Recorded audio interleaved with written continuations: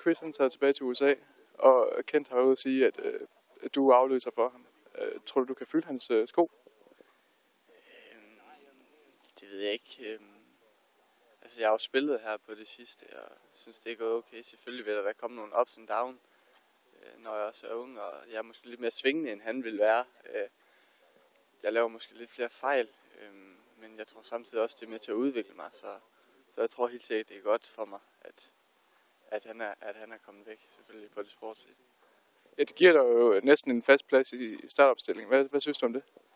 Det er jo selvfølgelig fedt, men det er altid godt med noget konkurrence, altså, så man ligesom kan løbe og presse hinanden, og ved, at man skal præstere hver dag på træningsbanen.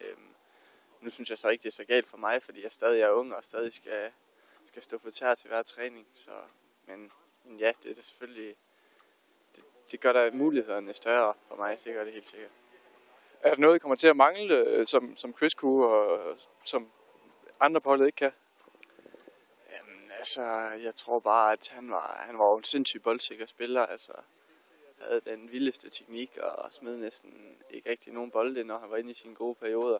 Så jeg tror helt sikkert, at det offensive kunne han sagtens komme ind og bidrage med, både når han startede, men også komme ind ligesom og sætte sit præg på kampene. Så det tror jeg godt, vi kan komme til at mangle. Men igen, så er der også rigtig mange unge spillere, som har noget af det samme i deres kvaliteter. Så jeg tror det bliver okay. Og hvad så med mennesket Chris Rolfe? Kommer jeg til at savne ham?